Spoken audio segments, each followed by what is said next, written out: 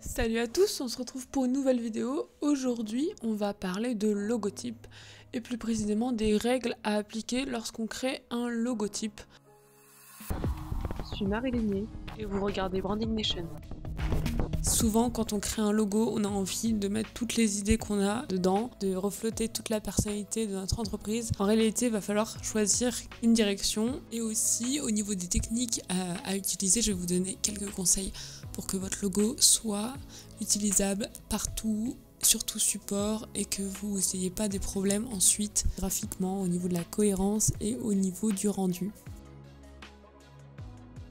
Donc la première règle à suivre pour avoir un logo qui fonctionne, tout simplement, ça va être de faire simple. N'essayez pas de faire des choses compliquées. Un logo, c'est un symbole qui doit représenter votre marque, mais visuellement. Il n'y a pas besoin d'y mettre tous les concepts du monde à l'intérieur. Donc moi, je vous propose de prendre deux idées qui résument bien votre activité et de les fusionner, ce qui peut créer un symbole un peu original. Ça peut être une idée, ou alors simplement le nom de votre entreprise que vous écrivez dans une typographie qui correspond au style que vous avez envie de donner. Donc si vous voulez une entreprise de choses personnalisées, par exemple, ça va être plutôt des typographies manuscrites à privilégier car ça reflète le côté personnel, le côté humain. Mais si vous voulez une entreprise plus dans le luxe, quelque chose qui doit refléter un sentiment de sérieux, par exemple, vous allez plutôt prendre des typographies à empattement, ou sans empattement mais assez classe, des lignes fines, etc. Quand je dis faire simple, ça comprend aussi faire simple graphiquement. Donc là, je vous mets des exemples de logos qui sont sympas. La deuxième règle à suivre pour avoir un logo qui fonctionne et qui est reconnaissable, ça va être de choisir 2 à 3 couleurs maximum. Il peut aussi en avoir qu'une, mais 3 couleurs maximum. Ça va vous permettre vraiment d'avoir une gamme de couleurs qui vous définit, qui définit votre marque et donc qui permet aux gens d'associer votre marque à ces couleurs-là. Donc je vous mets également des exemples ici que vous puissiez voir un peu comment ça fonctionne. Ces couleurs, elles doivent refléter une idée. Essayez de définir pourquoi vous avez choisi ces couleurs. Généralement, c'est pas choisi au hasard. C'est que par exemple le bleu, généralement c'est la couleur qui reflète la technologie ou l'océan.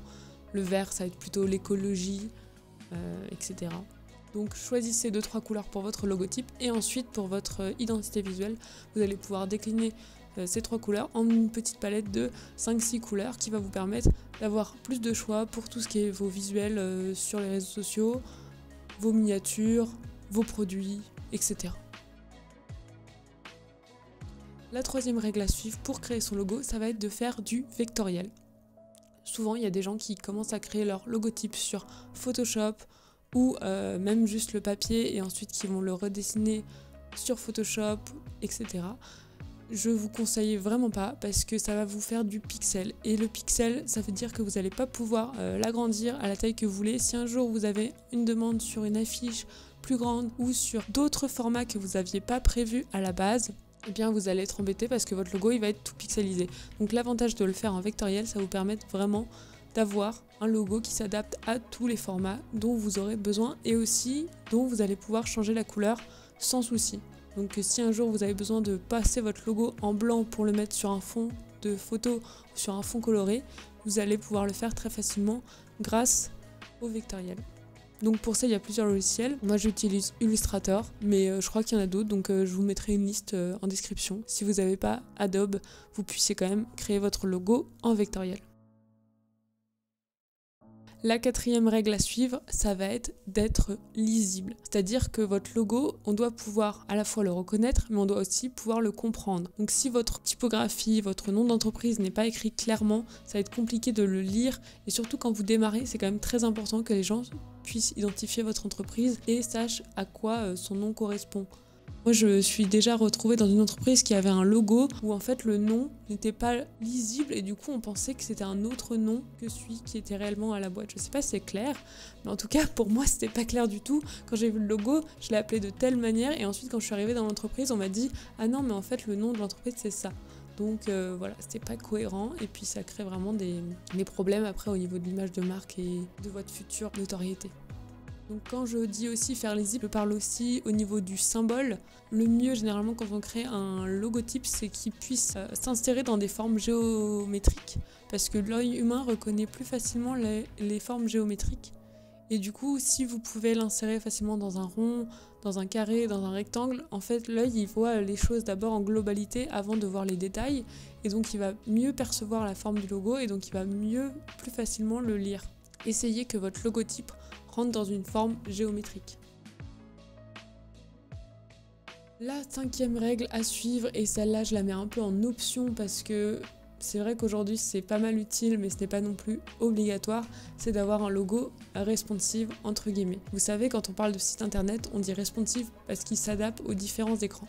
Pour le logo ça va être pareil, il doit pouvoir s'adapter aux différents formats. Il va y avoir un logotype pour la version de votre site internet, un logotype que vous allez pouvoir utiliser sur vos documents papier par exemple, et peut y avoir aussi un logotype, par exemple ça va être juste l'icône du logo que vous allez pouvoir utiliser également, mais sur vos réseaux sociaux, puisqu'il y a déjà le nom sur les réseaux sociaux. Vous n'allez pas avoir forcément besoin de mettre la typographie en supplément, vous allez juste mettre le symbole de votre logo et ça sera très reconnaissable comme ça. Voilà, c'est tout pour moi. C'était une petite vidéo pour vous expliquer les règles à suivre avant de créer son logotype. Et si jamais vous avez besoin de conseils et que vous êtes en train de créer votre logo ou que vous avez juste besoin d'un regard extérieur, n'hésitez pas à me l'envoyer. Et un jour, je ferai peut-être une vidéo, un format que j'aime bien aussi sur YouTube de je critique vos logos, je redesign vos logos. Ça peut être intéressant, voilà. Donc n'hésitez pas.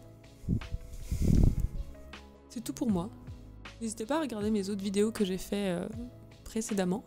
J'en ai déjà sorti 3 et j'en sortirai une chaque semaine si tout se passe bien. Donc voilà, abonnez-vous. Et moi je vous dis salut!